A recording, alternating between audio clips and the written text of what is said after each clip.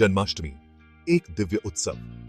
नमस्कार दोस्तों, आज हम बात करेंगे एक ऐसे पावन त्योहार के बारे में जो हमें भगवान श्री कृष्ण के जन्म की याद दिलाता है, जो हमें उनके जीवन से जुड़ी दिव्यता और प्रेम का अनुभव कराता है। जी हाँ, हम बात कर रहे हैं जन्माष्टमी की। यह त्योहार हमें बुराई पर अच्छाई की जीत का संदेश देता है। यह हमें अन्याय पर न्याय की विजय का पाठ पढ़ाता है। जन्माष्टमी भारत के प्रमुख त्योहारों में से एक है जो हर हिंदू के मन में उत्साह और भक्ति का संचार करता है। यह दिन हमें याद दिलाता है कि ईश्वर हमारे बीच, हमारे साथ है और हमें उनके दिखाए हुए मार्ग पर चलना चाहिए। इस दिन मंदिरों को सजाया जाता है, भजन कीर्तन होते हैं और भक्त उपवास रखकर भगवान श्री कृष्ण की पूजा अर्चना करते हैं। यह त्योहार हमें भगवान श्री कृष्ण के प्रति अपनी श्रद्धा और प्रेम को व्यक्त करने का मौका देता है। आइए इस वीडियो के माध्यम से हम जन्माष्टमी के महत्व को समझें और इसे अपने जीवन में उतारने की कोशिश करें।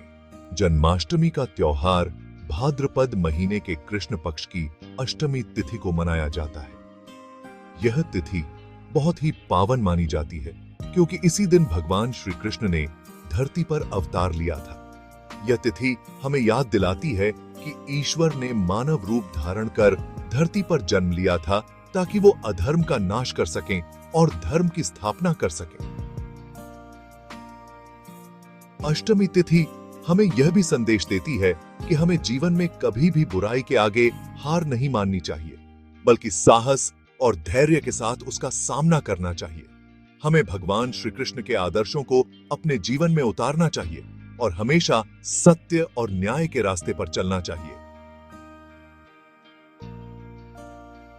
श्री कृष्ण का जन्म कंस के कारागार में हुआ था। उनके माता पिता देवकी और वासुदेव कंस की कैद में थे।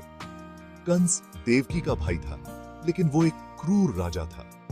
उसे भविष्यवाणी मिली थी कि देवकी की 8वीं संतान उसकी मृत्यु का कारण बनेगी। इस भविष्यवाणी से डरकर कंस ने देवकी और वासुदेव को कारागार में डाल दिया और उनकी 7 संतानों को जन्म लेते ही मार डाला।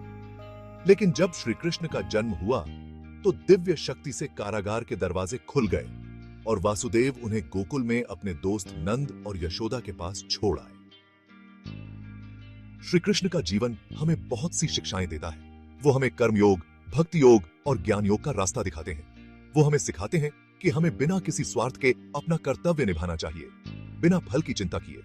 हमें ईश्वर में अटूट विश्वास रखना चाहिए और हमेशा उनके प्रति समर्पित रहना चाहिए। साथ ही हमें ज्ञान प्राप्त करने की कोशिश करनी चाहिए और अपने अज्ञान को दूर करना चाहिए। श्री कृष्ण ने गीता में अर्जुन को जो उपदेश दिए वो आज भी उतने ही महत्वपूर्ण हैं जितने उस समय थे। गीता हमें जीवन जीने की कला सिखाती है, हमें कर्म, भक्ति और ज्ञान का महत्व बताती है। हमें अपने जीवन में गीता के आदर्शों को अपनाना चाहिए और उन्हें अपने जीवन का हिस्सा बनाना चाहिए। जन्माष्टमी का त्योहार हमें यह संदेश देता है कि जब जब धर्म की हानि होती है और अधर्म का बोलबाला होता है, तब तब ईश्वर अवतार लेते हैं। हमें भी अपने जीवन में धर्म का पालन करना चाहिए और अधर्म का विरोध करना चाहिए। हमें अन्याय के खिलाफ आवाज उठानी चाहिए और समाज में न्याय और समानता लाने की कोशिश करनी चाहिए। जन्माष्टमी हमें यह भी याद दिलाती है कि हमें अपने जीवन में सादगी और प्रेम को अपनाना चाहिए। हमें ईर्ष्या, द्वेष और लालच जैसी बुराइयों को छोड़ देना चाहिए और दूसरों के प्रति दया और करुणा का भाव रखना चाहिए। हमें अपने जीवन को दूसरों के लिए प्रेरणा का सोर्स बनाना चाहिए। जन्माष्टमी का त्योहार पूरे भारत में बड़े ही धूमधाम से मनाया जाता है। लोग अपने घरों को सजाते हैं, नए कपड़े पहनते हैं और मिठाइयां बनाते हैं। मंदिरों में विशेष पूजा अर्चना की जाती है और भजन कीर्तन होते हैं। रात को 12 बजे श्री कृष्ण का जन्मदिन मनाया जाता है और उन्हें झूला झुलाया जाता है। इस दिन लोग उपवास रखते हैं और रात को 12 बजे श्री कृष्ण के जन्म के बाद ही खाना खाते हैं। बच्चे इस दिन श्री कृष्ण का रूप धारण करते हैं और माखन मिश्री का आनंद लेते हैं। जन्माष्टमी का त्योहार हमें आपसी प्रेम और भाईचारे का संदेश देता है और हमें एकता और सद्भावना के साथ रहने के लिए प्रेरित करता है।